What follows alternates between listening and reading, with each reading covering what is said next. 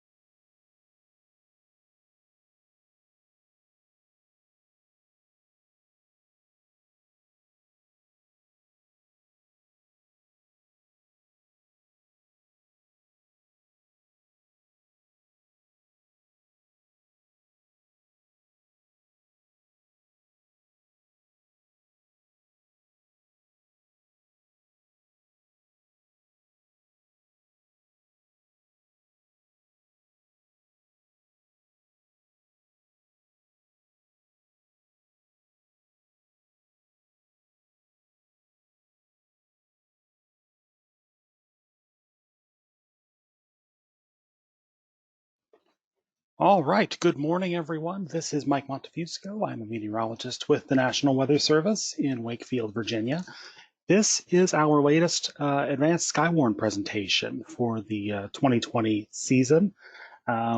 We've been active with doing a number of these classes over the past few months, and hopefully this will be building upon the principles that you've learned in the basic class. For those of you that have not taken the basic class, I definitely recommend you go ahead and take one of those. We've actually recently posted them to our YouTube channel, weather.gov, or excuse me, youtube.com/NWS Wakefield VA. You can go ahead and view those slides at any time and review them. You can also download a copy of the basic PowerPoint on our SKYWARN page at weather.gov/Wakefield. So without any further ado, let's go ahead and get started with our class. Something happened with this particular slide's text. I apologize for the color. In any case, just kind of getting a look at today's course outline. We're going to be talking a little bit in review about the National Weather Service mission, as well as getting into what to report, as well as some basic weather spotting tips. We'll be getting into some more advanced weather concepts today that kind of build upon what we've talked about in the basic class. Again, I'd encourage you to go back and get a refresher if you haven't already done so. But we'll be getting in more to instability versus wind shear and finding the balance between the two, because too often you can't really have strong storms without a good balance between the two. So arriving at the best mode of convection, or the most likely mode of convection in the forecast, is part of that process from a meteorological standpoint. And it really goes into the whys of what we're observing during storm spotting. We'll also be getting into some radar signatures, and lastly, some dual polarization concepts that I hope you'll enjoy. Again, we'll be running about hour and a half, 2 hours or so, depending upon questions and the like. But we are scheduled till 1, so feel free to ask questions as we go. Anyway, we'll talk about the National Weather Service mission, and in general, the National Weather Service mission provides we in the National Weather Service to provide weather, hydrologic, and climate forecast information. And what that comes down to is that underlined section, the protection of life and property. Everything we do is to protect everybody in our forecast area, protect their property, and keep them safe. Secondarily, we are charged to enhance the national economy, which is why we are underneath the Department of Commerce. But our data is free for all manners and modes of the weather enterprise, as well as the general public. So everything we do is accessible on our webpage at weather.gov/Wakefield. So real briefly, we'll talk about what to report, and we'll in particular talk about what makes a storm severe. You've heard a severe thunderstorm warning is in effect, a tornado warning is in effect. What makes that storm severe? Well, we're looking for winds of 58 miles per hour or greater, or 1-inch hail in diameter. That's the size of a quarter in diameter or larger. A tornado warning is for tornadic storms that can produce straight line winds or lightning as well, in addition to the tornadic wind. Now this gets into making a severe weather report and what makes a good severe weather report. And really, you really just want to answer basic questions as you make a report.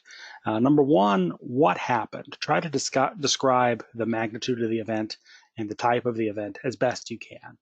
Keep it simple. We're not asking for a really long description of what you've seen, but just try to, in the most complete way you can, in your words, let us know what it is you've seen. When did it happen? Also, event duration. Try to give us some sort of depiction about whether this just occurred, whether it was 5 minutes ago, whether you didn't see the damage and whether you just saw the damage and you didn't see what time it came through. Just describe that information for us. And most importantly, let us know where you are. Your location referenced to a city and town is, very, very important. But also a portion of the county, if you have that information, or near a major intersection, near Route 1 and Route 10 in Chesterfield County, or off of Route 58 in Portsmouth or in Chesapeake or something of that nature. Just let us know where you're calling from. And also, if you have latitude longitude information, that's great. But that's not something that we need. We find a lot of our amateur radio operators inherently just know their latitude longitude information, which is awesome. That saves a step for us. But it's not something that's required. We're not going to yell at you if you don't know that information. It does save me a step, so if you have it, that's awesome, but it's not required. Now, some problems that spotters routinely encounter. Number one, limited visibility due to blockage. That tree line gets all of us. We get it. We live here too. But letting us know that you're limited by that is perfectly fine. Understanding the big picture of what's going on around them. We're going to talk about the big picture today and kind of getting into the context of what it is we're looking at as the storms are rolling through. Mobile access to radar and apps, this is improving, but this is something that we all have issues with respect to finding the right radar application that we like to use, finding a good application to get our weather data from. This is all kind of trial and error and messing around with some of the applications available on cell phones or mobile phones or tablets, and just kind of finding the ones that work for you. And lastly, judging distance to wind and weather phenomena that we're looking at. Generally, as we're looking at things and trying to describe them, we generally will underestimate how far away it is. Like we'll say it's right there, it's within a couple of miles, and it might be 10, 15 miles away. And that's something that even professional meteorologists will do. So don't feel bad about that in any way. This is just inherently something that we do. We underestimate how close things are or how far away they are. Okay, so we'll get into the big picture and the synoptic weather patterns. And in general, when you undergo any kind of rigorous meteorological testing or any kind of course work in meteorology, you get into what's called the forecast funnel. And the forecast funnel basically implies that you go from the large to the small. You kind of shift your focus from the large to the small. Find the greater mesoscale pattern or the greater pattern on the global level and get it down to the mesoscale. Go from top to bottom, and in that way, we try to get a better understanding of what it is we're looking at and how it's going to impact us locally. So from a global weather perspective, we get into the westerlies versus the easterlies. Here at our latitude, most of our weather is going to come from the west. The dominant westerly flow will basically take most of our weather systems coming from the plains, the Ohio Valley, the Mid-South, the Deep South, and move it in our direction.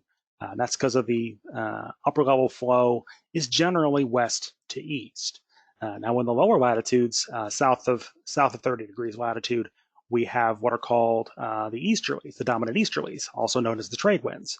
And in this area, just north of the equator, the general airflow is going to be from east to west. That's a good way of figuring that out is looking at our hurricanes and our tropical systems and our tropical waves that come off of Africa, move towards Hispaniola. They all come from the east and move towards the west.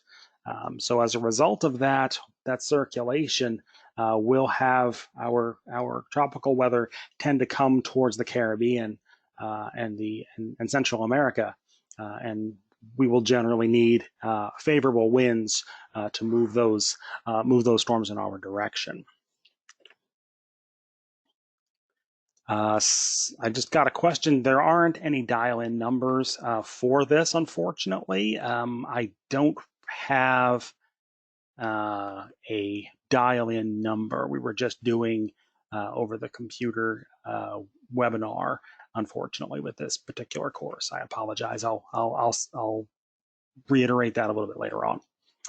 But we're going to talk about the synoptic weather patterns. And really in the upper levels, this is the 500 millibar height. And this is the bread and butter for meteorologists to kind of get a lay of the land, so to speak, with respect to what the pattern aloft is.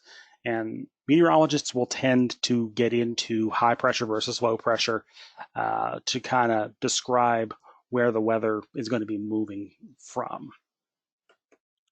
Oops, excuse me.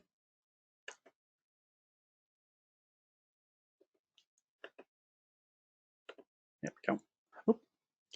Things moving around on me. Again, we're going to be thinking in 3D. And if you look at the general pattern, we kind of tend to put, as meteorologists, we tend to look at several different levels, and these are just a sample of the levels that we look at. But each of these levels in the atmosphere, from 1,000 millibars, generally mean sea level pressure. And mean sea level pressure, basically, we basically seek air pressure values as they relate to sea level because they imply that elevation is equal to 0. So we're just not really going to take elevation into account. And for that reason, we use sea level pressure. But in the upper levels, from 850 millibars or 5,000 feet all the way up to 200 millibars or 40,000 feet, we tend to look at different elements all the way up. So at 500 millibars, we will tend to use that level to kind of get a better fix for what the weather pattern is going to be aloft. At the lower levels, 700, 850 millibars, we'll kind of get a feel for the moisture fields and the wind fields and the low levels and where the winds are moving.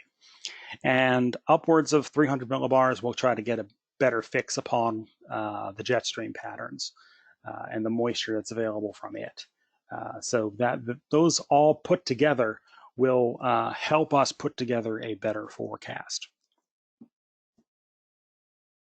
Now, as we look at this model and kind of using tracking low pressure systems, we use this model to kind of, this is called the Norwegian model from the old school meteorological textbook, but it's really just kind of a way of getting a feel for the life cycle for cyclones.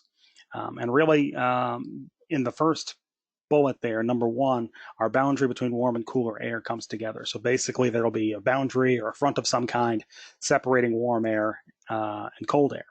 So this front can typically be initially stationary. And at that time, basically what will happen is you'll have a wave develop or an area of low pressure that'll develop as upper level low pressure comes in. And the jet stream kind of provides extra impetus or forcing and basically just pushes the weather system in. And that front will basically become a cold front as the air masses begin to move.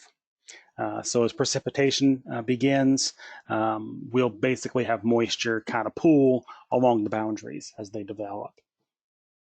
In the second phase there, we'll have the upper level impulse, have our surface wave form and precipitation starts to take shape.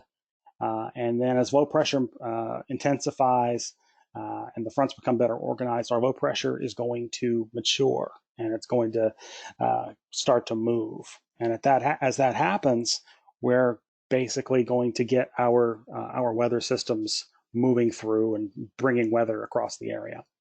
And then as the storm starts to fall apart, the cold air will advance on the warm air and eventually cuts off the supply of warm, moist air. And as we learned from BASIC, once you cut off the warm, moist air, we tend to lose the steam for our storms. So the low pressure will gradually dissipate. So as the supply of warm, moist air drops off, you will start to lose the punch with respect to our storms moving through.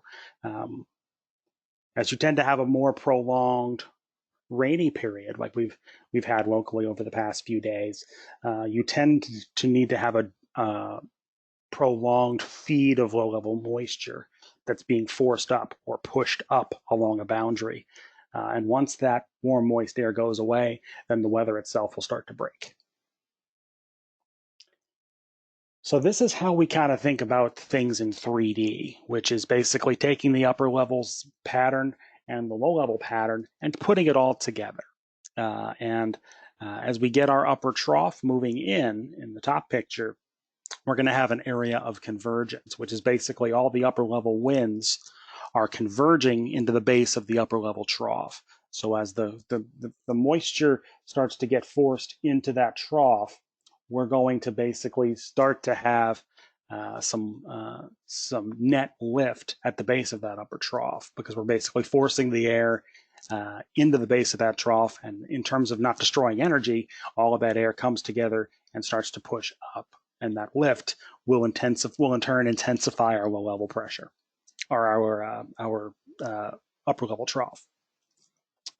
At the surface, we're going to have divergence on the front side of that upper level trough, which is basically the air starting to fan out. And I should probably draw that on there. So our winds basically come together in the low levels. And then as we get past the upper trough, they're going to start to diffuse and spread out. And I know those arrows are bad, and I apologize for that. My drawing's never been great. But as we get outside of the upper level trough, our winds start to diverge, or basically spread out.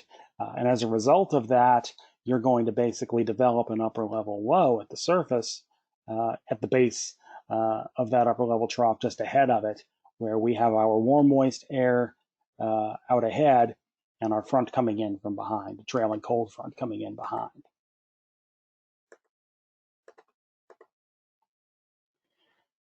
Now, as we look at the low pressure system coming in with respect to the cold front is basically the leading edge of cooler, drier air. And it's going to be acting upon a warm, moist air mass as that moves on in. And as you look at the cold air pushing in, you're going to displace all of that warm, moist air, basically because our cold air is more dense than our moist air. So you're basically going to very quickly going to displace that warm level. If you have a strong cold air mass, you're going to quickly displace that warm air at the surface, because it is more dense and quicker to move things through.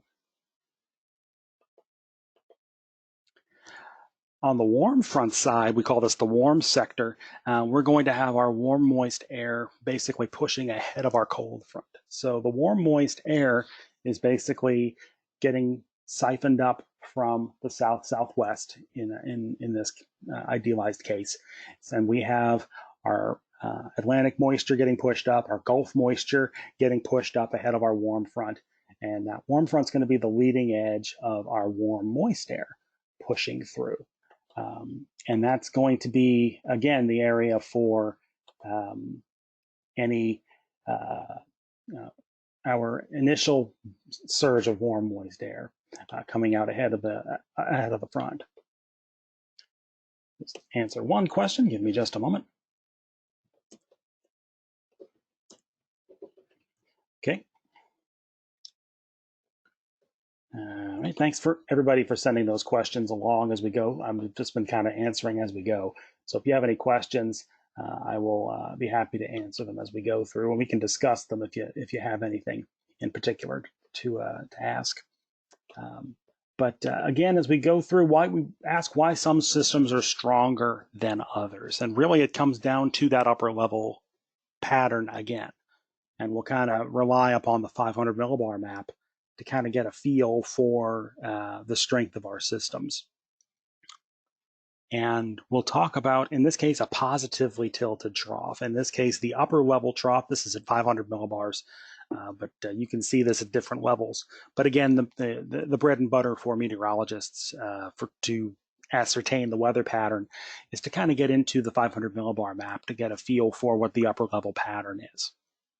At the upper level, we will tend to have a trough axis that extends from the lowest pressure in the northeast to the southwest. So basically, it'll tilt from southwest to northeast with the trough axis. In this type of a pattern, we can get active weather, so we can get storms to develop and showers to develop, but there's not going to be too much in the way of severe storms. And the reason for that is you're not really going to have a whole lot of uniform forcing to get our storms coming together. And it's not going to be a favorable pattern for stronger storms. Now, in a neutrally tilted trough, the trough axis is pretty much, surprise, surprise, neutral, which is basically straight north-south. So the trough axis in this case, in the upper levels, is going to be pretty much straight north-south. So the active weather will tend to occur between the trough and the downwind eastward ridge. So basically, in this case, you're going to have most of your weather coming out. Where'd my pencil go? There she is. And we'll have most of our weather occurring just ahead of the front in this area. And I'll break that out, sorry. So that tends to be where our strongest weather is going to occur in that case. Now, in the case of a negatively tilted trough, the trough axis is going to extend from the lowest pressure northwest to the southeast. So it's going to basically be a northwest to southeast orientation with the trough axis.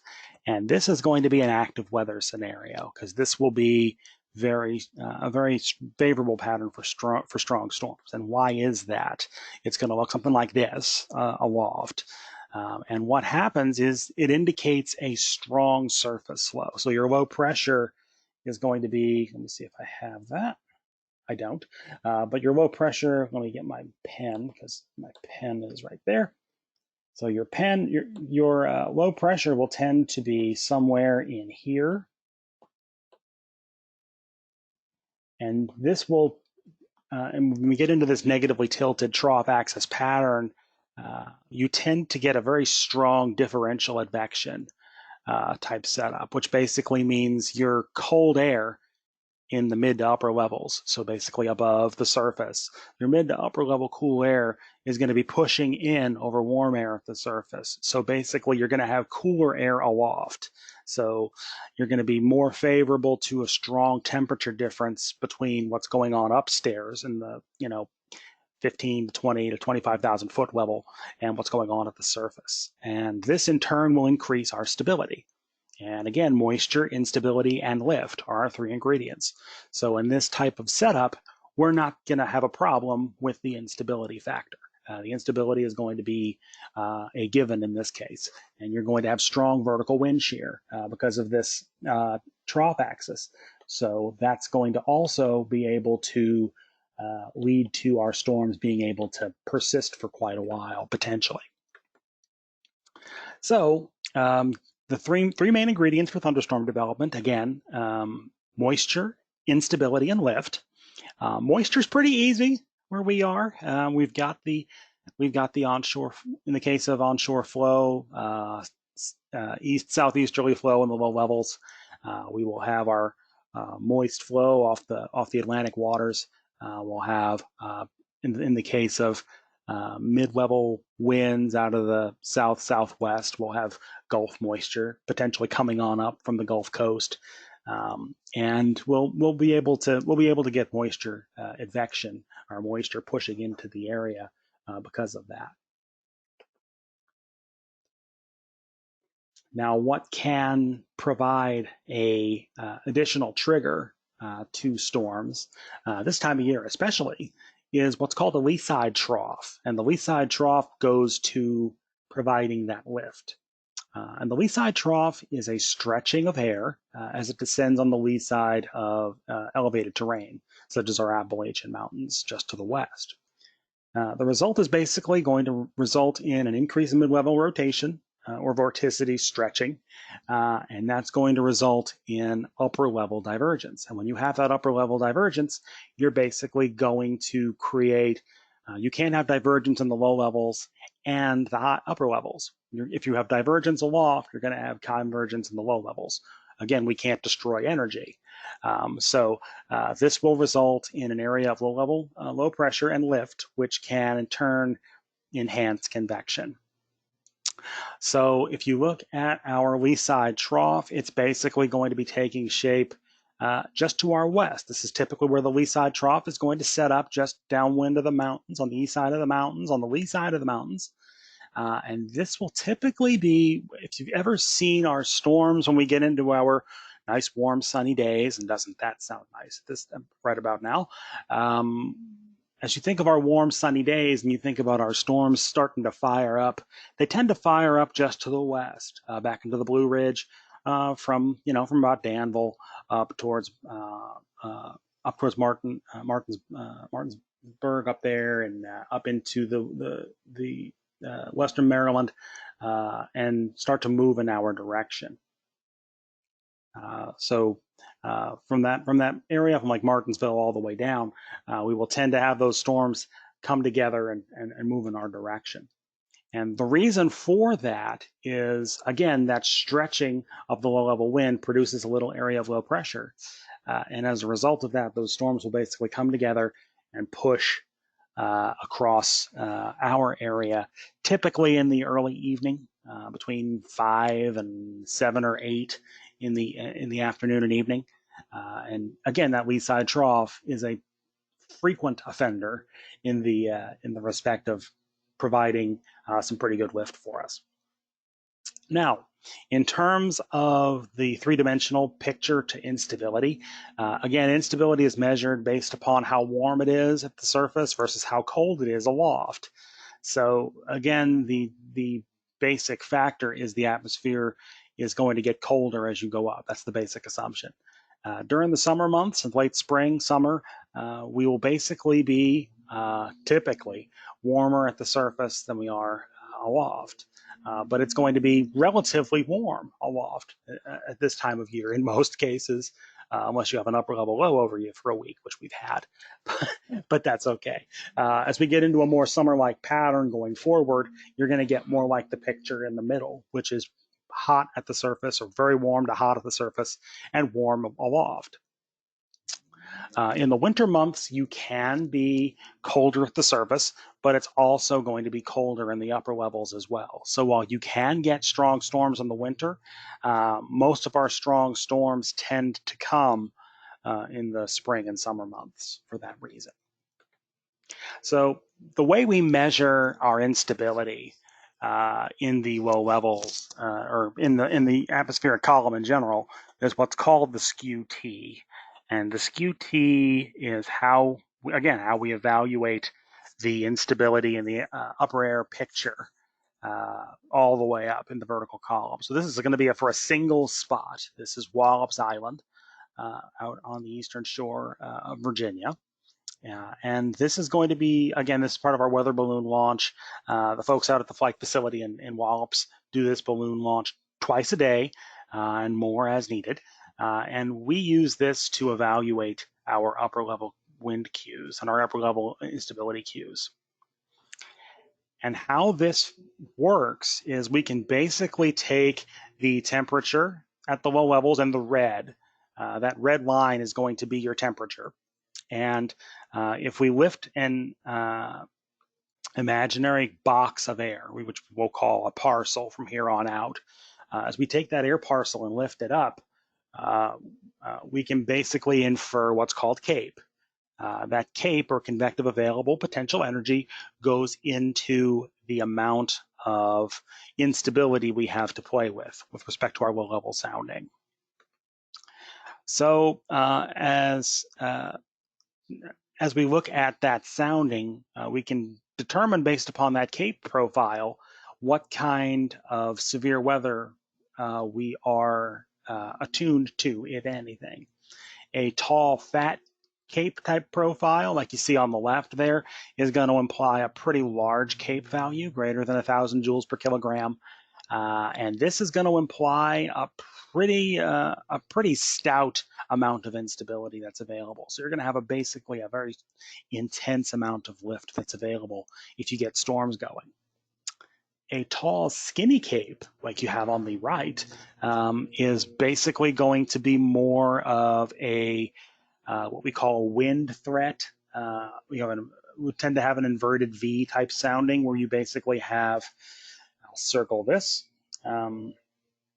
It's actually better on the left, but if you look at the low levels, you'll have a little inverted V down here. It's basically an upside down V, and this inverted V will tend to imply that you have the potential for some gusty storms coming through, and the result of that is we have some drier air in the low levels, which will tend to imply that we can very effectively mix down air and have a pretty good environment for microbursts or strong downbursts, which can result in some pretty potent wind storms and convective wind events.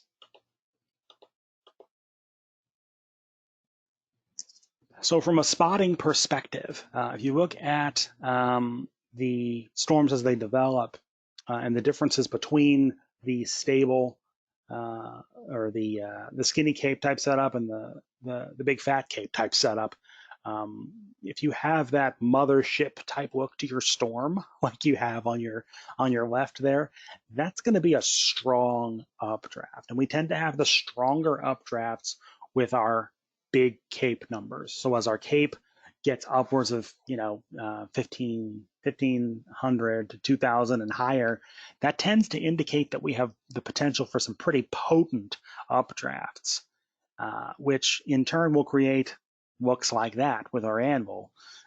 Thick, smooth edge and cumuliform with respect to the Anvil, and really sharp. We're going to see the next slide here. We have a really sharp, steep cutoff with the edge of that Anvil. So this is most likely going to produce severe weather somewhere when it does develop. Whereas in a weaker CAPE setup, less than 1,500, less than 1,000 really, you'll tend to have more of a wispy glaciated look to the cirrus shield, which is probably going to imply an updraft that is a little less potent, a little less intense.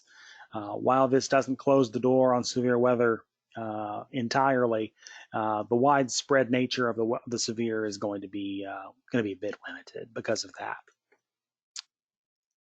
Now, like I was saying, if you have a really strong updraft or a high CAPE at play, you're going to tend to have less of a steepness factor with respect to that cumulus tower or Q tower.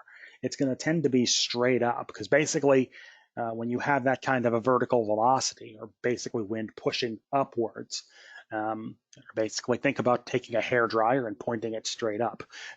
If you have a strong push of air in the vertical, you're going to tend to have a pretty straight look, sharp drop or a sharp contrast with that Q tower versus the weak updraft, which is going to be a little bit less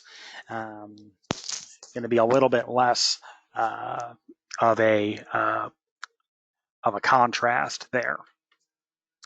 Now, if we look at our instability, we'll kind of basically pretend we've got a little blue rubber ball, like a little rubber handball, and we have a beach ball. Now, if we go to the bottom of the pool and we take that blue handball and we just release it, it's going to slowly make its way back up to the surface, and it'll it won't displace a whole lot of water as it does so, but it's going to basically slowly make its way back up to the surface. Whereas if I go to the bottom of the pool and I take that beach ball and I release it, it's going to go straight up like a rocket and take up toward the surface and displace a lot of water along the way.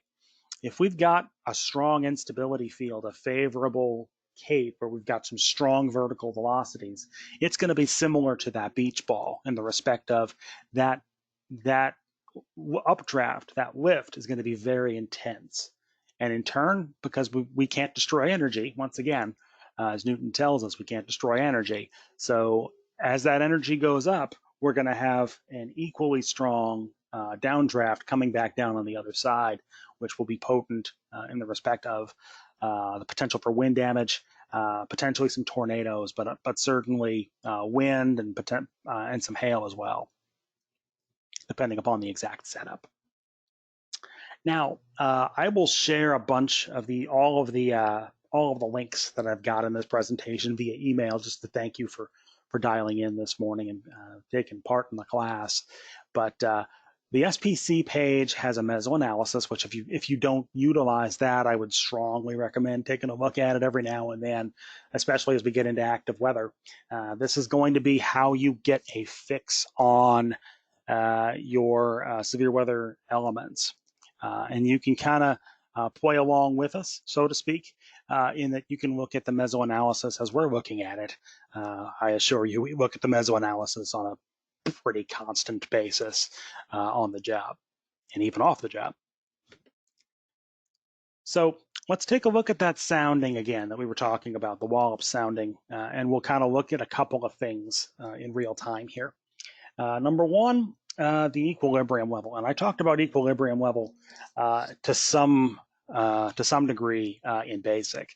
And on the sounding, the equilibrium level is just above the level of free convection, which the temperature of the rising air parcel equals the temperature of the environment. So basically, our lift is going to continue until the instability goes away.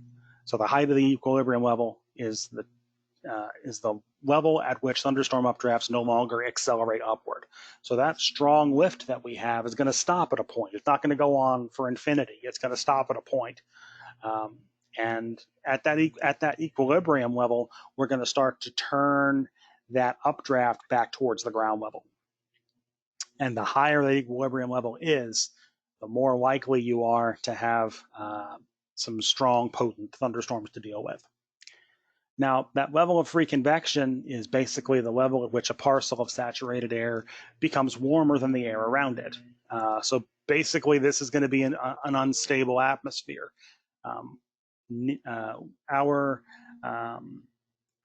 Our weather is driven by the principle that we are always seeking equilibrium. And if we have a parcel of air, that box of air, that is warmer than the air around it, it's going to continue to rise until it finds that equilibrium going. So that level of free convection is going to basically be kind of a study for us, a test balloon for us, if you will, of how high we would have to get for that to occur. And lastly, our lifted index is a pretty common measure. This is, at this point, is probably regarded as an old school method of determining atmospheric instability. It is a value obtained by computing the temperature that the air at the ground would have if it were lifted to some higher level, basically around 1,800 feet, or basically 500 millibars, and comparing that temperature to the actual temperature at that level. If we have a negative value, that's going to indicate instability, and the more negative that value gets, the more unstable we are. We tend to have stronger updrafts with the lower numbers. So the lower we go with the lifted index number, the greater the potential for lift is going to be. Just to get onto the record, the definition for CAPE, that's basically, again, a measure of the energy available for convection to occur. So basically, CAPE is directly related to the maximum potential vertical wind speed within an updraft. So the greater that number is, 1,000, 1,500, 2,000, in some cases, not around here typically, but we can get upwards of 5,000 joules per kilogram with some really strong low-level heating. I can say that CAPE is not a foolproof type scenario, certainly if you don't have a trigger to get our storms going. So if you don't really have a lift mechanism to get lift going, you can have all the CAPE you want. But if you don't have enough, if you don't have a trigger to get everything going, it's kind of like having a trigger to a gun missing. If you don't have a trigger to the gun missing, if you don't have a trigger to the gun, that gun's not firing anything. But if you have the convective, if you have the CAPE present, you are going to have that ability to get our storms to grow very quickly. With respect to convective inhibition, also known as SIN, C-I-N, this is the exact opposite of the CAPE. The values of SIN are basically a measure of how much we are pushing down that convection. So basically cool air aloft, or we're basically a level of stability aloft that is working against the CAPE. So if we have any SIN in place, we're going to have to actually heat through that and work that air out to realize any thunderstorm potential. The CAPE in this particular meso-analysis, and you're going to see this from the SPC, this is the meso-analysis page. The SIN is going to be in that blue shaded color.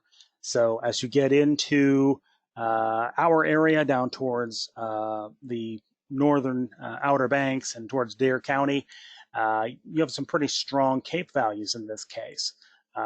And you have some developing areas of some stronger CAPE down into the Carolinas. This is not going to be a great setup for us locally for stronger storms to develop, but it is somewhat interesting for the Carolinas. Now again, with respect to CAPE, 0 to 1,000 is generally regarded as marginally unstable. 1,000 to 2,500 is generally thought of as moderately unstable, and you get really unstable as you get those values up and above 2,000 to 3,000 and on up. So again, the greater those values are, the more energy that is available for convective development. So we're lifting a parcel of air, that box that you see in the yellow there, we're lifting that up. So it's basically a weather balloon heading up for all intents and purposes. And the CAPE is basically going to be filled in on this side of, on the other side of our temperature. So your CAPE, as I get my pen back, and I will turn that red, and your CAPE is going to be in here. So all your CAPE is going to be colored in between the path of that parcel. Oh, I never did stay between the lines. And so your CAPE is going to be in this area. So that's going to be your expression for CAPE. So the greater the instability, the more CAPE you're going to have in this case. With respect to quantifying lifted index, again, -2, any negative number really is going to imply some potential for updraft or lift. Once you get those bigger numbers, -3 to -5, -6 or on up, you get into increasing potential for updraft development. So the bigger those numbers are in the negative, the better you have lift available for strong storms to develop. And you can kind of look at lifted index on most weather analysis charts, and a lot of our online sites will have lifted index available somewhere for you to peruse. And that gets us into wind shear. We've talked about moisture instability and lift. And now we'll talk about wind shear. Moisture instability and lift are 3 ingredients for thunderstorm development. As you get into extra elements, kind of a 3B, if you will, would be wind shear. And wind shear is what we need to keep our storms moving and keep our storms from falling apart. And this goes into understanding rotation. In order to generate a tornado, we need time to develop that updraft and to develop that thunderstorm eventually. And wind shear is going to be translating that into vertical rotation. So we have two different types of wind shear. I kind of referred to this in basic to some degree, but we have, we have directional wind shear, which gets into the direction of our low-level winds versus the mid-level winds.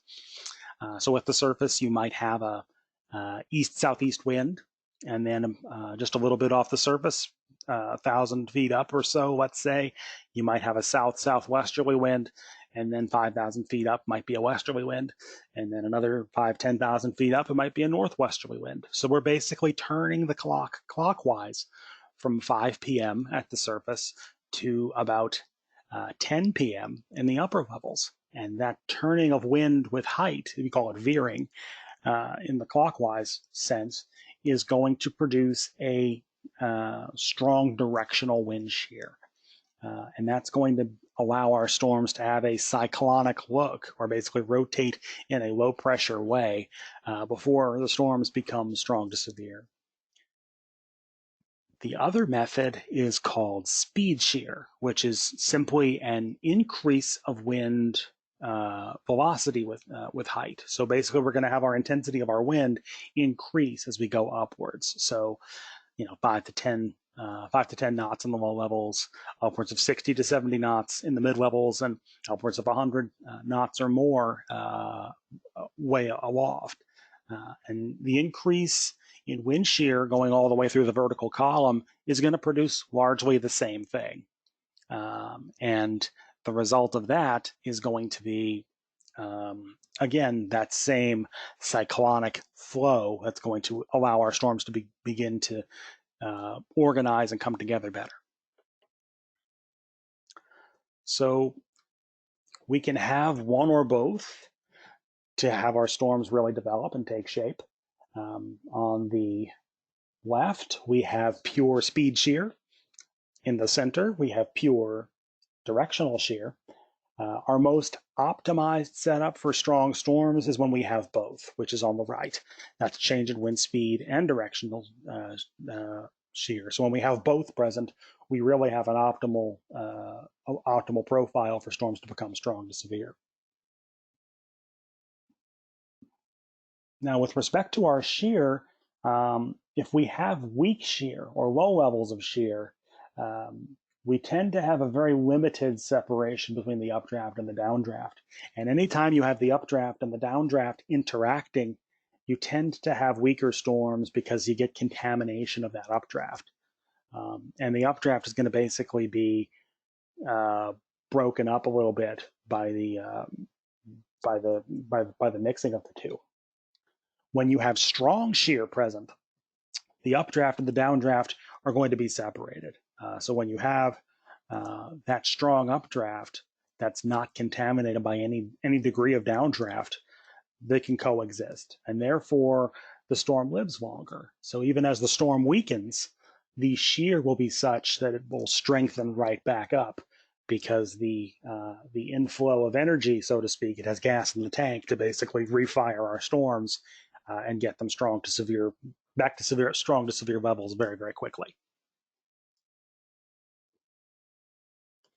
And that opens us up to rear flank downdrafts. Rear flank downdrafts, because of our favorable shear profile, we're not going to have a contaminated updraft. So you're going to have a secondary downdraft form at the rear of the storm, which is called the rear flank downdraft. And again, I kind of compare this to putting a pool of water in your bathroom sink or your kitchen sink or whatever, and you kind of swirl it with your finger or a spoon or whatever, and you get a little whirlpool going. And as that whirlpool is going, you're basically going to be enhancing that spin. And the rear flank downdraft is going to do a very similar thing, in that it's pushing in behind and it's going to accentuate our cyclonic development of our meso low, or our localized low pressure.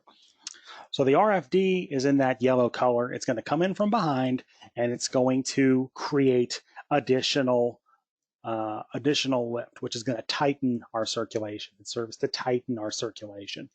And this is going to create, this is how we create our tornado, or at least our meso low, which is going to produce our rotating thunderstorm. This is going to produce our rotating thunderstorm. So the downdraft will be on the backside of the updraft tower, and it will wrap in. Because of the cyclonic nature of our storm, it's going to tighten our circulation. So this is kind of a look at it in action. The front flank is going to be that darker sky. So again, as we talked about in basic, this is going to be where your heavy rain and straight line wind is going to be. So you're going to get some heavier rain in this area. And on the backside, you have an RFD. This is our rear flank downdraft coming in from behind with our wall cloud in the middle. And this is going to basically be tightened up by the rear flank coming in behind. Here's another shot of it. You basically have your wall cloud in that yellow swirly, or orange swirly, I guess it would be. And you have the rear flank coming in from behind. And again, because it's basically coming in a cyclonic way, it's tightening that circulation, serving to tighten that circulation. So the blue is our rear flank coming in. And again, creating that circulation to tighten creating that circulation to kind of tighten up the wall cloud. Here's another good shot. This is actually from Iowa, but real great shot where you can see the rear flank coming in behind and tightening that circulation within our wall cloud and our tornado. So this is where we talked about in the basic class spiral bands or cloud striations. That serves as a rotation indicator for that reason, because we have that wind coming in behind, we have that rear flank coming in behind. Those smooth clouds are going to be your indicator that you've got some vertical winds coming in behind and basically tightening that spin, tightening that rotation. So how does a mesocyclone develop and last for an hour or more? As we talked about, with that shear that develops, if we have strong wind shear present, we can very easily, in the right environment, keep those storms what we call cycling. And when we say cycling, we mean that a storm becomes strong to severe. It may weaken a little bit, but the shear is such that it is strong enough to get our storms quickly back to severe limits very, very quickly.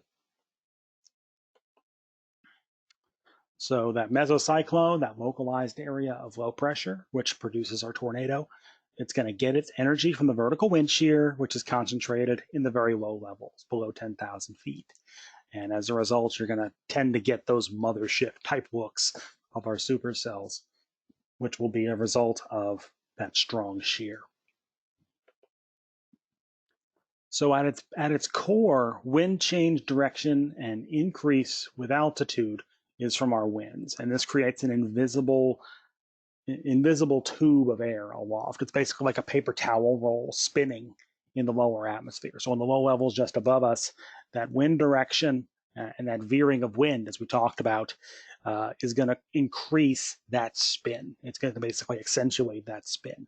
So with directional shear or strong speed shear, we tend to get this vertical or this horizontal column of air starting to spin and rotate.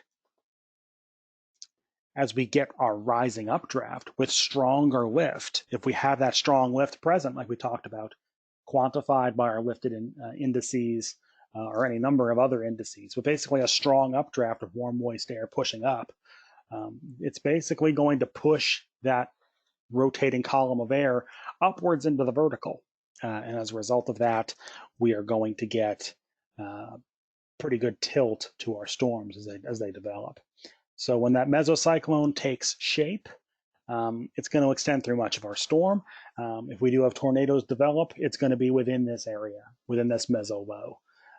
So that wall cloud you can see all the way up. As you follow that tube on up, you have that rotating, you have that top at the top of our storm. That's called our overshooting top. I'll circle it. But this is our overshooting top.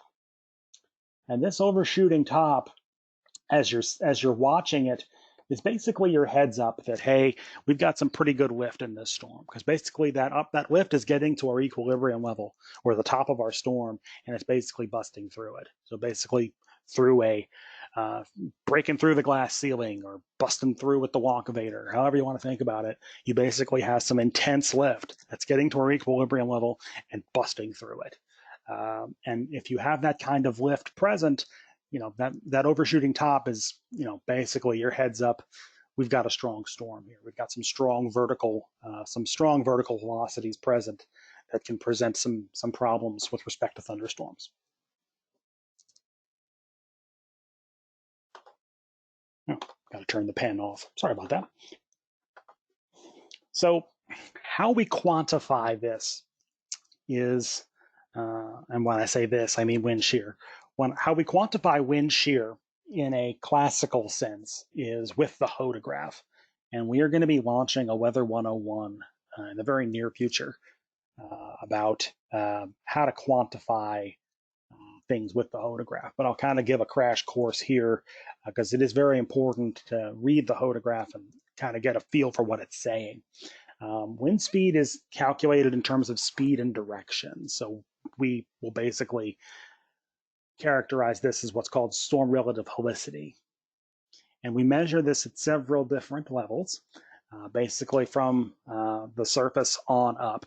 So for every red dot you see there, and you see a 1, a 2, a 3, a 4, a 5, a 6, that's going to indicate kilometers above the ground level. So we have the surface at that first dot on the left, indicated by the SFC. So at the surface to 1 kilometer, to that first dot, that's going to imply the direction and the intensity of our low-level wind. So every circle you see here, the smallest circle is our 20 knot. The second circle is 40 knots. So you can basically plot the direction and the intensity on this hodograph. And the orientation of the hodograph from 0 to 6 kilometers, so from 0, let me take my pen, so from 0 to 6 is going to generally be along this orientation. So from 0 to 6 is going to be, and I probably shouldn't use red, so we're going to erase that and we're going to change it to blue. So from 0 to 6, and I'm going to try to draw. I'm notoriously bad at drawing, you've probably noticed. So it's from 0 to 6. This is going to imply our storms are going to move, in general, from west to just south of due east. So that's going to be your storm motion. So you're basically indicating your storm motion is a little bit south of due east. So basically an east-southeast storm bearing. That will imply your storm motion. From 0 to 3 is going to imply, depending upon the strength of the winds, whether you're looking at supercells or multicells or ordinary cells. And again, as we talked about in basic, from ordinary cells are generally weaker instability or weaker amounts of lift that are available, weaker shear also. As we get up into multicellars or supercells, you can also get into the potential for stronger storms as well and kind of look at that. And then lastly, 0 to 1 is going to get into the potential for any tornadoes. And the strength of that low level wind is going to kind of indicate to you whether tornadoes are a possibility. So hopefully that gives you some degree of comfortability. I would absolutely, number one, keep an eye out for our Weather 101 that'll be launching on our YouTube page in the near future on that, and we'll be talking about that. But certainly, hodographs are a really cool thing to keep an eye on and look at, and it's a good way of quantifying these severe weather formations. So I would certainly encourage you to keep checking up on that. Now, in terms of finding the balance, this is really important in terms of finding the balance between the instability portion of it and the wind shear portion of it. This is going to be our biggest forecast challenge when we get into convective weather forecasting and trying to figure out when the storms are going to fire up, if they're going to fire up, and where they're going to go. And then once they go, what they're going to do. So figuring that balance and finding that balance is going to determine your mode of convection. And when I say mode of convection, that will go to whether we expect the storms to be isolated, so more single cell, or so-so in terms of multicellular lines, or really, really strong in terms of supercell potential. And in general, you need to find a balance between wind shear and instability. If you have too much instability and no wind shear, you're not going to have an organized storm profile. So you're basically going to have strong storms that are kind of more isolated in nature. And as is typical for our region in general, if you have high shear and low cape, you'll have a very organized setup with weaker updraft potential. So you're going to need other elements to bring severe weather, which we do have, and we'll talk about high cape, low shear at another time. But and we refer to it in basic to some degree with respect to rain-wrapped storms, and our storms that really don't provide much cover or much heads-up time for our storms to move through. Those rain-wrapped storms are very, very common with our high shear, low cape type setups. But the real Midwest style storm outbreaks are difficult around here because we do have that very rare combination of getting both of them together. We have a question, when can we get a link to the Weather 101 classes? That's not a bad idea, Scott. I will seek to do that. I can send a note out. I will seek to do that. That's a very good question. I will seek to do that just to kind of give a heads up to when we launch them. But yes, number one, keep an eye on our SKYWARN page. Number two, I will try to find a way. We have over 4,000 weather spotters, but I will try to find a way to email all of you. So yes, that's a very good idea. I will ponder that. It's a very good question. Okay, so looking at the supercell again, this is just kind of the schematic. And again, you want to look at the updraft. And as you look at that updraft, you can kind of look at the strength or infer the strength of the updraft based upon what's going on aloft. So when you look for that hook in the low levels, that's basically going to be our wall cloud. We'll still start to see that develop. So the shear is actually what's bending that back. And the reason for that, we'll actually get into, again, that rear flank downdraft coming in and accentuating that hook. We're going to talk about that in just a couple of minutes with the radar circulations and the radar signatures. But that's a very important concept.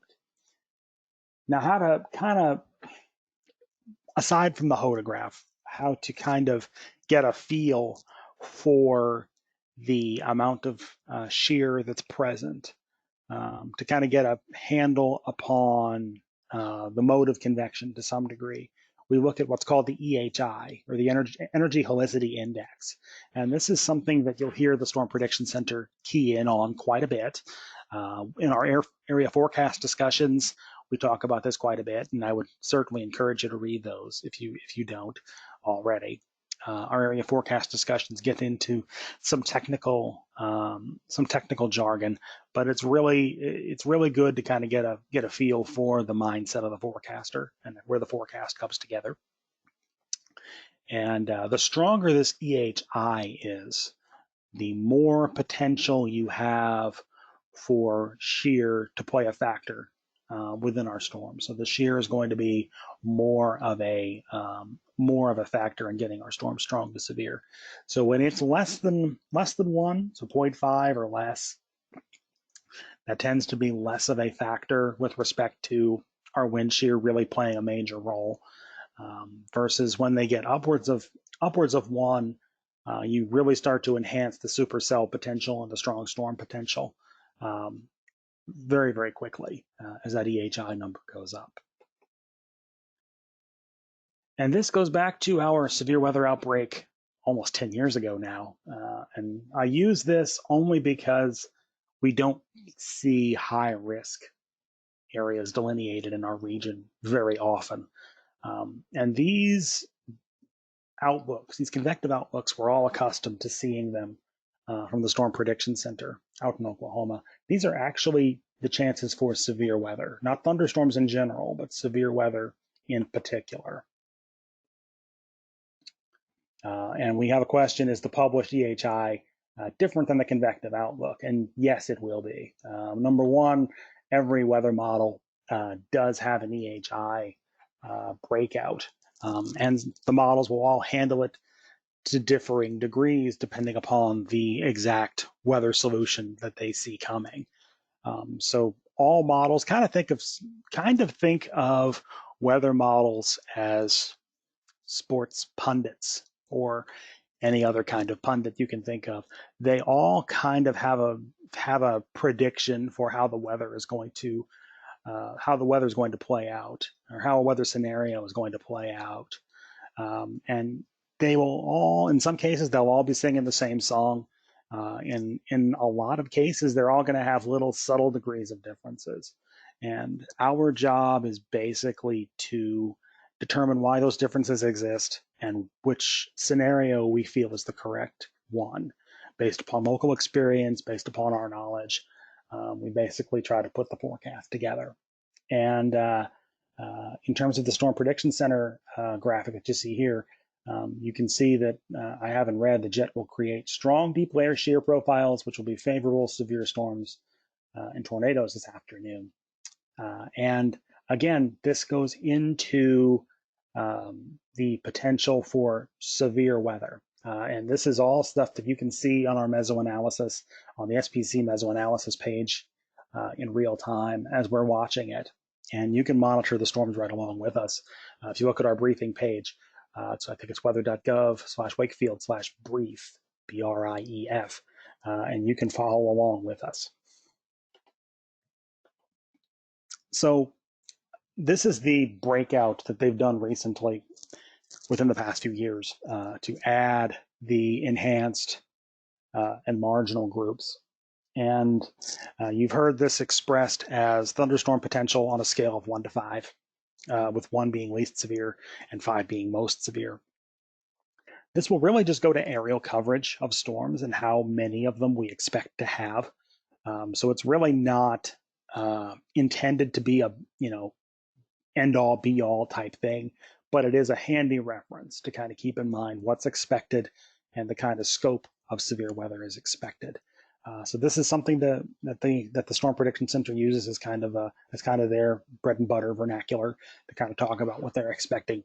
And we do not update these graphics. This is something that the Storm Prediction Center will do, but this is a very good way of kind of getting a quick and dirty look at what's expected.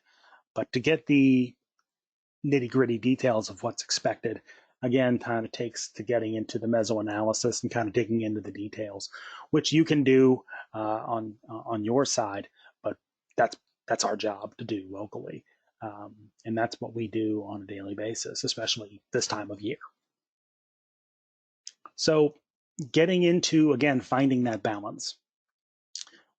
Again, with respect to our storms coming through, that cold air scenario where cold air is overrunning warm air, that situation tends to unfold a lot quicker, especially in this early spring months when you have a really cool air mass pushing through. And that cold air is just going to push the warm air out of the way. So if you have a really big person pushing a very light person out of the way, that's going to be that kind of situation where you just have a very more dense and heavy air mass just coming in and pushing the warmer air out of the way. It tends to unfold a lot quicker than the warm front scenario, which is because the cold air is more dense, it's going to sit in place. It's kind of like when the cool air wedge sits in place and the warm front tries to ride over top of it to erode it.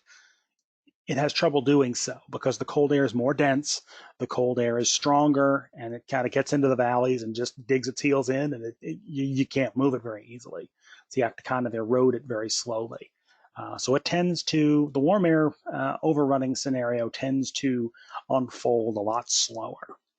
And as a result of that, it tends to be a little bit more of a protracted, longer drawn out process than the cold air coming in. So the cold front is characterized by the abrupt wind shift from the south to the west-northwest as you go from east to west. So basically, along the coast, we might have a east-southeast wind, and as the front is coming through, you might have a west-northwest wind behind the front. Ahead of the front, you're going to have unstable air with high wind shear. Behind the front, the air is going to be colder. It's going to be drier, and there will be no or very little instability or wind shear behind it. And as a result of that, you're basically going to have a setup where you're going to have very little problems once the front itself comes through. Now, with the warm front's typically going to break down that barrier between our warm, moist air and the cool air. Now, out ahead of it, as you look at the front, in this case, draped across the Carolinas, you're going to have north of the front, you will have wind shear present, but the instability is going to decrease significantly because we're in a cooler air mass. So the instability is not going to be there. So in this area, we'll have very low instability and high wind shear because we are more stable and cooler in the low levels. Right along that front coming north, we'll have the high instability because we do have that lift coming in and high wind shear present. But that tends to be a little bit too strong with respect to shear in a lot of cases because we tend to shear our storms apart. The most optimal setup is going to be just south of that boundary where you have high instability and lower wind shear, but a little bit still favorable for strong winds to develop. So basically just remove from the boundary to the south, out ahead of the front, in this case, across the North Carolina, South Carolina border, just remove from the front a little bit will be your most idealized setup for stronger storms in this case. So where do you get help? Certainly, again, we're going to share these links with you as we go forward, so you don't feel the need to write furiously. I suppose you can screen capture if you want to go that route, but the SPC Meso analysis is a great source, and that's a great place for you to get help and keep an eye on the weather in real time. Now, this is typically our 10-minute break, but since we are in a virtual world at this time, we're just going to fire up, keep right on going. Feel free to get a drink where you are and enjoy along with us. But looking at the tornado profile of the plains versus here in the mid-Atlantic into the southeast, it's a little bit different. Out in the plains and even down into Dixie Alley, down to the deep south, seeing tornadoes coming is a lot easier because of the lack of elevation and really the lack of a tree line. You're really going to have a much easier time picking up the elements that need to be picked up upon. In our neck of the woods, it's going to be a lot more difficult. Number one, typically lesser amounts of CAPE is going to kind of be a high CAPE or kind of high shear, low CAPE type scenario, which will tend to produce kind of convoluted looks to our clouds, which will be a little bit more difficult to pick up, made more complicated by the tree line itself.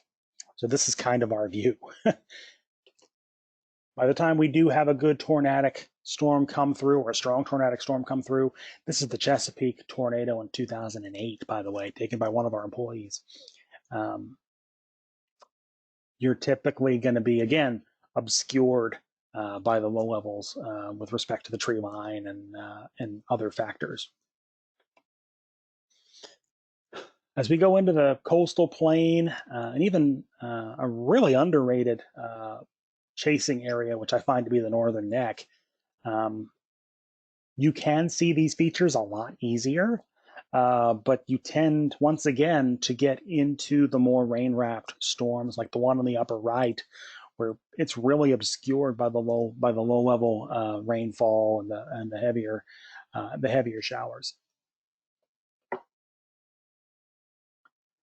So just to review some of the elements we talked about from basic to observe while you're spotting. As you get these cumulus towers to develop, this is the point in which we have our warm air lifting up. This is like a warm spring, summer day where we start to heat the surface of the earth and get that warm air cranking and going. And once that warm air starts to lift, it's going to push upwards. So it's basically going to transport upwards into the sky. It's going to kind of dislocate the melting level upwards from 0 Celsius. It's going to kind of tick that upwards a little bit.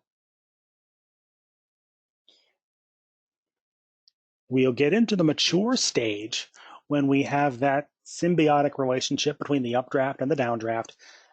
They will coexist, again, dependent upon the amount of shear present. But that well-defined thick anvil is kind of an indicative of, again, some stronger cape and well-defined updraft and downdraft areas. And when that warm, moist air gets cut off, we tend to lose our updraft, and the storm starts to fall apart, and it'll basically collapse on itself and die at that point because we don't have any warm, moist air to keep it rolling. So our supercell, again, because of that rear flank downdraft coming in behind, where that purple arrow is pointed is to our meso low, or area of low pressure, where we tend to have our wall cloud start to develop. So the wall cloud is going to be the base of our updraft. Once again, it's going to slope towards the precipitation region. You notice it does have a little bit of a subtle slope there toward the precipitation area. There will be some evidence of organized rotation in there. It's going to be it from debris or from the storm itself, you're going to notice some degree of rotation in the low levels. So again, your downdraft area in the red is going to be a darker sky, and that air is going to be coming out of our thunderstorm. In the rain-free base area, in that yellow arrow, you're basically going to be just lifting our air up into the storm, taking air in or inflow. So the warmer moist air and the cooler air coming out of our thunderstorm is basically entrained into the updraft and pushing up. By contrast, our shelf cloud is going to be the leading edge of the gust front and sloping away from the precipitation area. You're not going to see rotating in the classical vertical sense. You might see that leading edge, that roll cloud, doing a little bit of horizontal rotation, but it's not going to be anything in the vertical.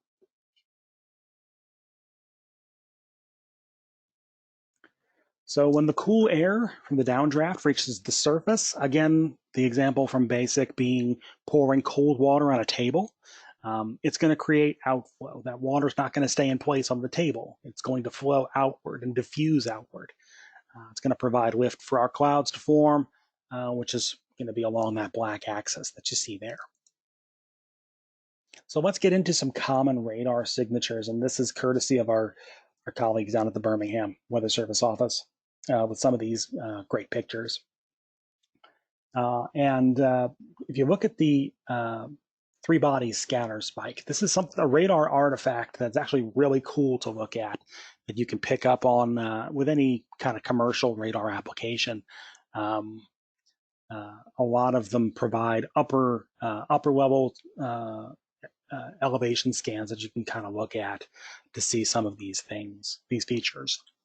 But the three-body scatter spike is something that is it's a radar artifact that's indicative of large hail, and the radar is essentially getting tricked by beam deflection.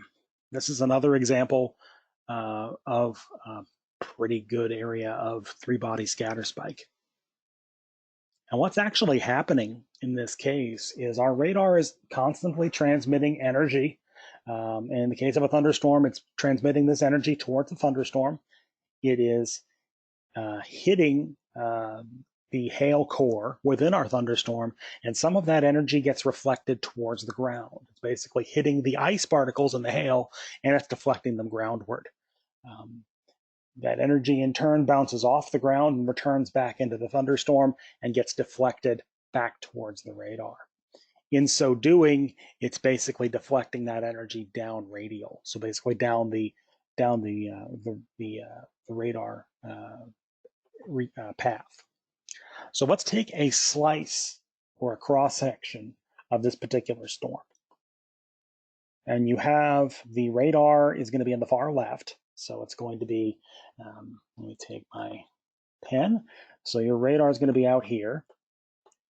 And it's going to be looking towards this storm. And what it's actually doing is it's basically picking up that hail core. And the beam is actually playing off of that hail core, and some of it's actually getting deflected down radial in the presence of a three-body scatter spike. And this three-body scatter spike is actually not any precipitation of any kind. It's basically just, again, a radar artifact.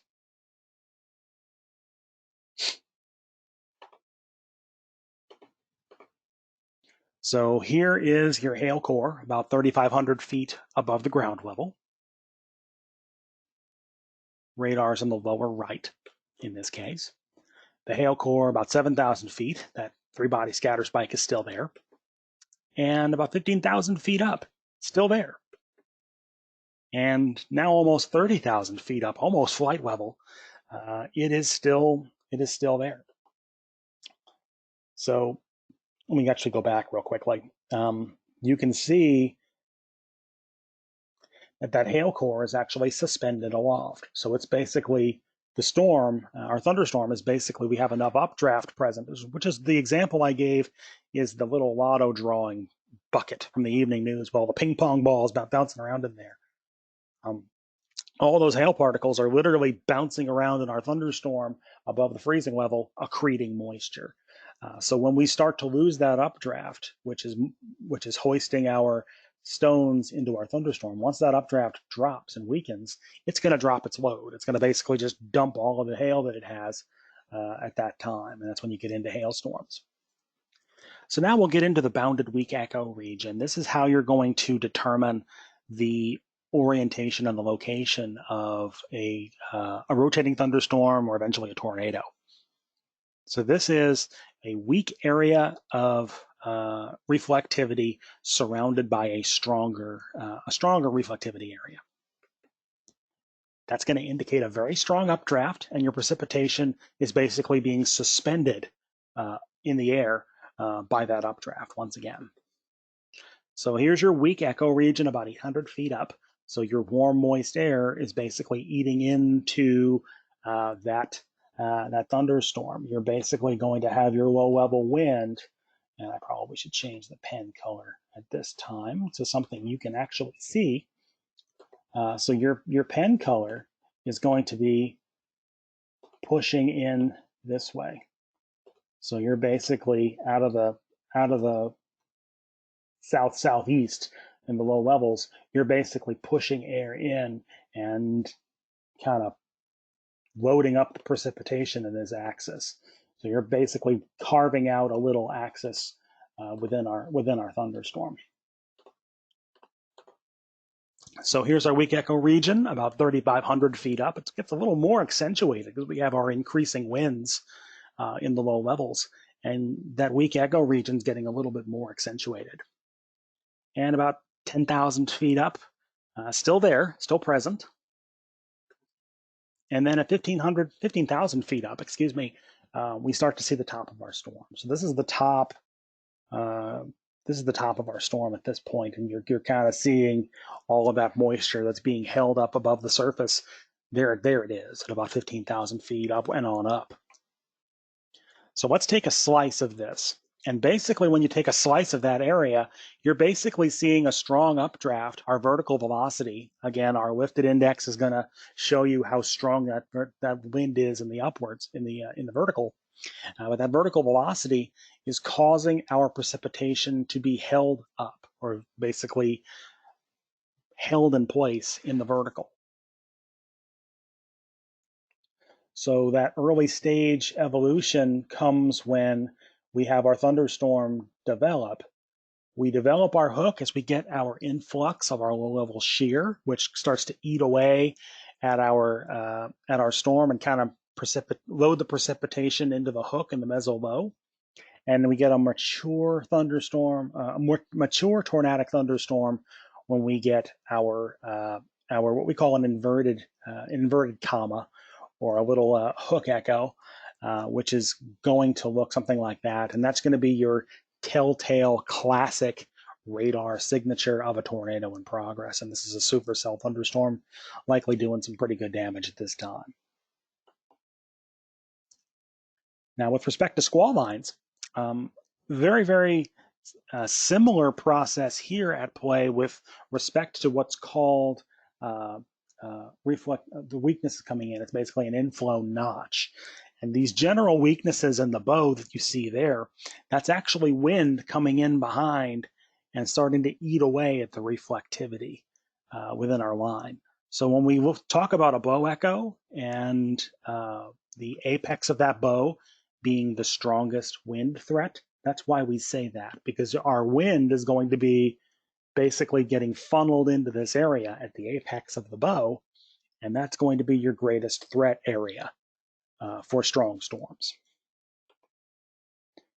In the case of our area, this is a classic example. Like, it's more than 10 years ago, but it's a great example, and I keep using it because you can just see the inflow notches evident on our radar moving across North Carolina, and you can just see those little inflow notches as these storms roll across the Albemarle Sound toward the Outer Banks, and you can just see those little inflow notches, which indicate some potential really strong low-level winds coming out of our thunderstorm. Now, how that actually looks in a cross-sectional sense, our inflow is going to be coming in from the right. So you're basically, there's my pen, there she is. So you're basically going to be taking your inflow, and now the black's not going to work, so we'll take a different color. We'll choose yellow. There we go. So as we look at our inflow coming in, we tend to have your inflow coming in, and you can actually see the roll cloud right in here, which is that's our leading edge, that's our shelf cloud or our roll cloud. So your inflow is coming in from the right and actually getting picked up into our thunderstorm. So your first brush with our thunderstorm is going to be here with our gust front coming out. But the rear inflow is actually going to be in the downdraft area, where that downdraft comes in from the rear and just kind of eats into the backside of our thunderstorm. And so you can kind of see at this time we've got that low-level wind actually pushing into our thunderstorm, and that's going to be your downdraft wind that you can actually you can actually feel that come through. That's that cool burst of wind as our thunderstorm comes on through. So this is Columbia, South Carolina.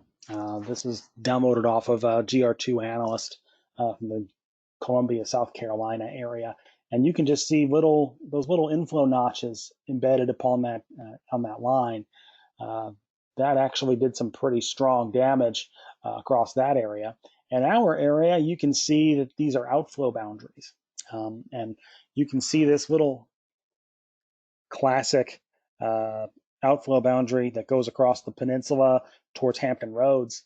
That's actually not rainfall. It's just wind coming from out of our thunderstorm and dropping our temperatures. And if you look closely, you can see the temperatures drop 15 to 20 degrees just with rain-cooled air coming out of our thunderstorm and pushing through and changing the temperature very, very quickly. And this is a June afternoon where we dropped from the upper 80s, low 90s into the 70s, just with rain-cooled air coming in.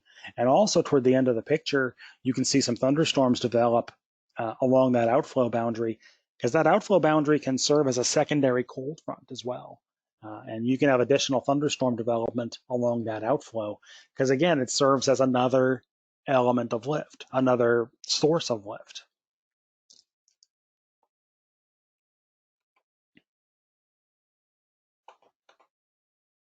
So let's get into some more dual polarization concepts. And we're going to talk about the conventional radar, which we had up until, about 10 years ago in the Weather Service.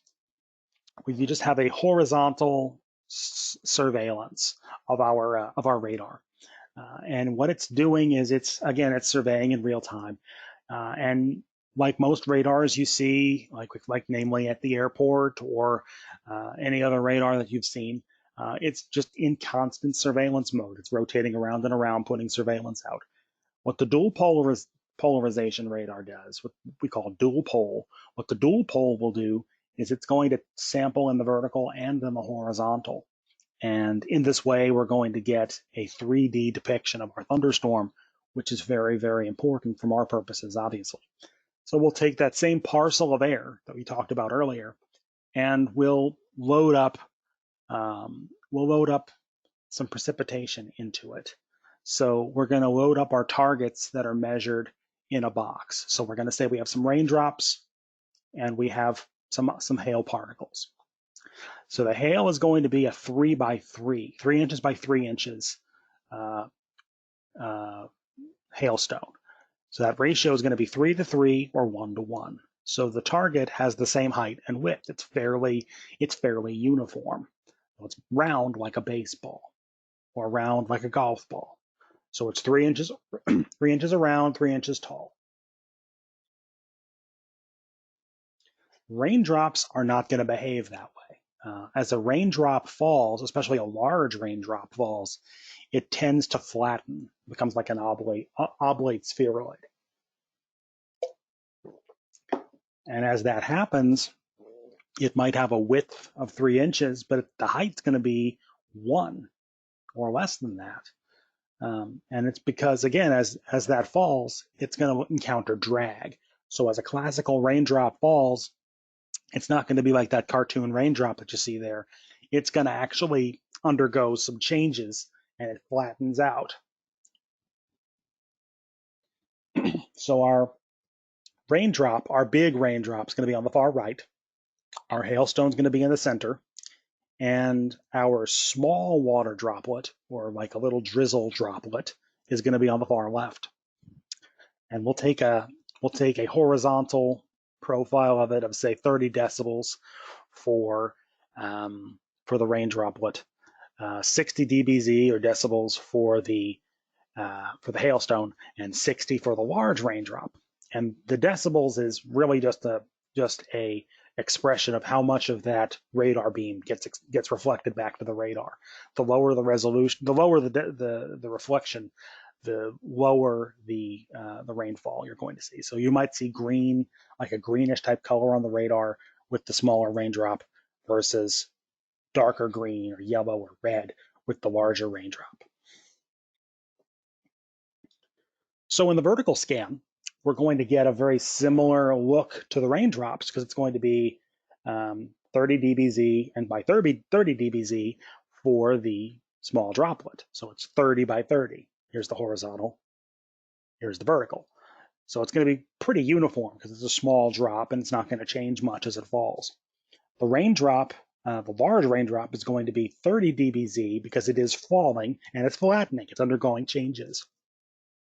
The hailstone is uniform, so it's the same thing. It's 60 dBz in the vertical, 60 dBz in the horizontal.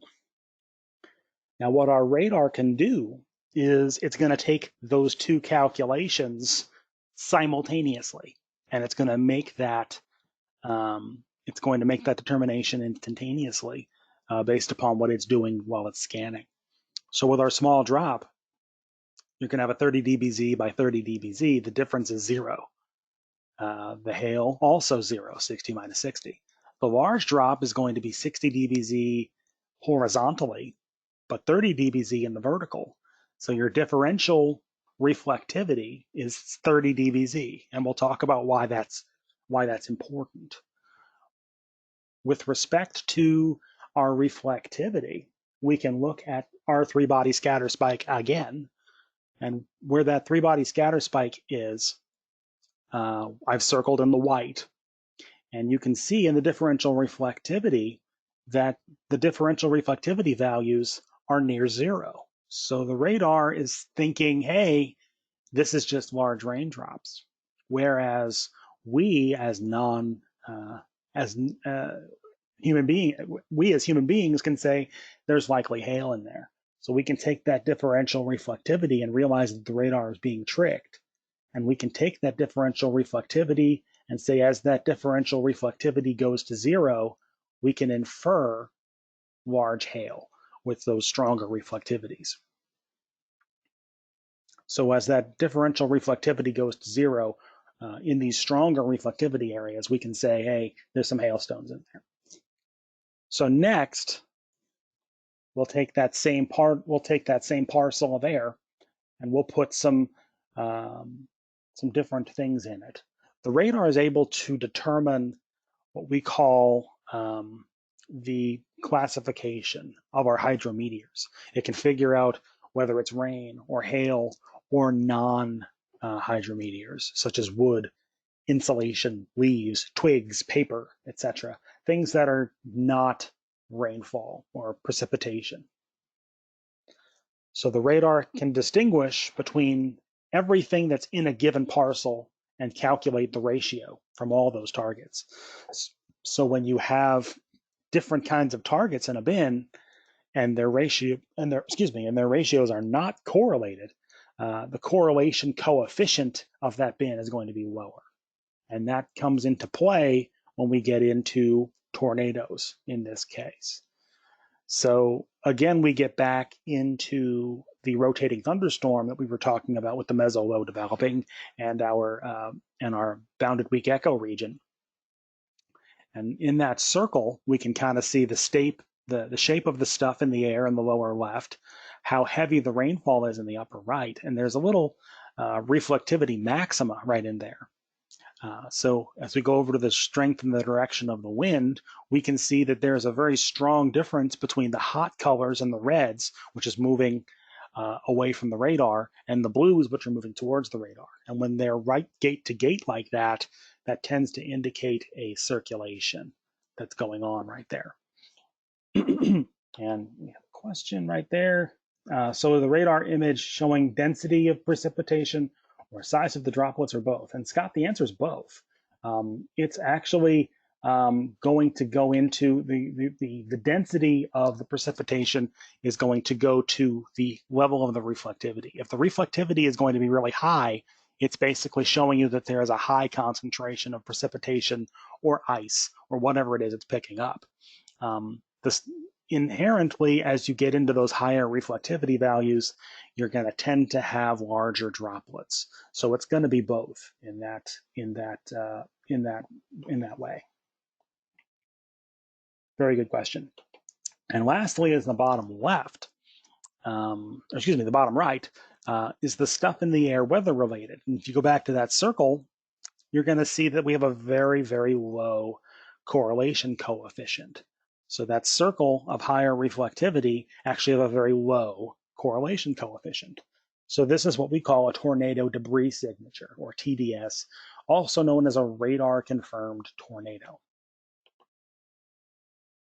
And that's how we get into actually looking at tornadic signatures on the radar. If you get a TDS or a radar confirmed tornado debris signature, that tends to indicate that you need to have a tornado warning out immediately because it's already doing damage. The TDS is not something you look at in terms of warning for a tornado. It's something that you look at to kind of confirm that a tornado is occurring. It's not something that you would use as a basis to, well, I'm going to issue a warning now. It's basically something you use as a observational piece to know what's actually going on. This is a very good course for dual polarization that's offered by our friends and colleagues at the Weather Decision Training Division. And they train us. This is actually a non-meteorological course that they offer, which is at that URL on the screen. Once again, I'm going to send you all of these URLs.